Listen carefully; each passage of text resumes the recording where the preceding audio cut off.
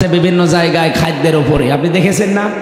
আপনাদের রাজশাহীর জন্য একজন গর্ব, বাংলাদেশে মাত্র 200 জন অফিসার যদি এরকম আমরা পেতাম, এদেশে আজকেও খাদ্যে ভেজাল দেওয়ার, ঔষধ দেওয়ার, বিষ দেওয়ার সাহস দেখাতো না। তাও তো ওনার হাতে সেরকম কিছু নেই। আমরা চাই অন্যান্য যারা আছেন, বিশেষ করে ম্যাজিস্ট্রেট, সবগুলো যেন আব্দুল জব্বার মন্ডলের মতো হয়। এ দেশটা দাঁড়িয়ে যাবে ইনশাআল্লাহ, আমি বিশ্বাস করি 100%। কোরআন থেকে ওরা পারিবারিক জীবন, রাজনৈতিক জীবনটা নিয়েছে, বিবাহের ক্ষেত্রে ওরা নিয়েছে। ওরা দেখতেছে বিবাহ বাদ দিয়ে পৃথিবীতে টিকে থাকা সম্ভব না। পরিবার না থাকলে মানুষ মানুষ হিসাবে বিবেচিত হতে পারে না। ওরা এতটুকু নেওয়ার কারণে আজ ফল পাচ্ছে।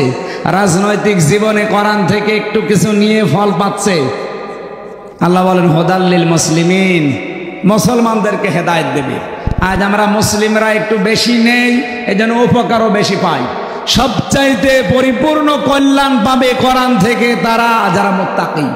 যারা কি? আরো জোরে বলেন। এই মুত্তাকি হওয়ার জন্য রমজান এসেছিল, চলেও গেছে। আমরা হতে পেরেছি কিনা আল্লাহ জানে। মুত্তাকি হওয়ার জন্য কি কি লাগবে ওইগুলো আলাদা একটা আলোচনা আছে। আমার বিষয় আজকে সূরা দোহার 3 নম্বর একটা আয়াত আমরা পড়েছি। এই বিষয়ের উপরে যতগুলো তথ্য আমার জানা আছে আমি ডেলিভারি দেব ইনশাআল্লাহ, এবং বাস্তবের সাথে মিলিয়ে দেব ইনশাআল্লাহ। যে আল্লাহ আমাদেরকে রমজানুল মোবারকের পরে শাওয়ালের এই প্রথম জমার দিন, মাগরিবের পর থেকে আপনারা বসে আছেন, এত রাত পর্যন্ত অনুষ্ঠানগুলো করা ঠিক না। অনেক রাত হয়ে গেছে, রাত 11:25 বেজে গেছে। আগামী থেকে যেখানেই বাংলাদেশে আমারে নিয়ে আসেন, এশার পরে তুলে দেবেন, রাত 9:30 10টায় সাইদি সাহেবের মতো যেন শেষ হয়ে যায়। রেকর্ড হচ্ছে বলে আমি বললাম। এরপরও যদি কথা ঠিক না রাখেন, আমি হাতে পায়ে ধরে বলছি আমারে নিয়ে আসবেন। কারণ আমি কিছুদিন আগে 9-10 দিন হাসপাতালে ভর্তি হয়েছিলাম। ডাক্তার আমারে বলেছে যা টর্চার হয়েছে, আর আমি নিজেও তো জানি। 3 বছরে আমার শরীরের 1 ইঞ্চি জায়গা নেই যেখানে জালেমরা টর্চার করে না। মাথার চুল পর্যন্ত ওরা শেষ করে দিয়েছিল। এই জন্য শরীর সেরকম ভালো না, এখনো স্বাভাবিক হয়নি, আর এগুলো হতে সময় লাগবে। 3 বছর তো আর খাবার খাইনি। কি খাওয়িয়েছে আল্লাহ ভালো জানে। এই জন্য রাত জাগা আমার একেবারেই নিষেধ। বারবার ডাক্তার যত দেখালাম, কত জায়গায় যে ডাক্তার দেখিয়েছি এই বের হওয়ার পর থেকে, প্রত্যেকের একই কথা, রাত জাগবেন না। রাত জাগলে আপনার মাথার যে এক অংশে একটু সমস্যা দেখা দিয়েছে, এটা আরো বেড়ে যাবে।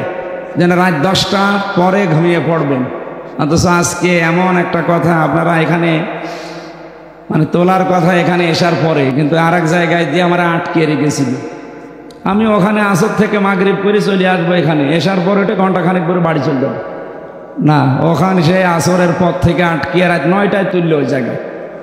রাজশাহীতে আর আসা যাবে না। গরু দিয়ে আপনি চাষ করে খাবেন, গরুই যদি মরে যায়, অন্তত আমি কিছুদিন বেঁচে থাকি নাকি। আগামী থেকে ভোট আর করেন না ভাই, আপনার হাতে পায়ে ধরে বলছি, যেখানেই নিয়ে আসবেন, রাজশাহী, চাঁপাইনবাবগঞ্জ, আর আজ সর্বোচ্চ 8:30টায় তুলে দেব। আমি 9টা 10টার ভেতরে মাহফিল শেষ করে দেবো ইনশাআল্লাহ।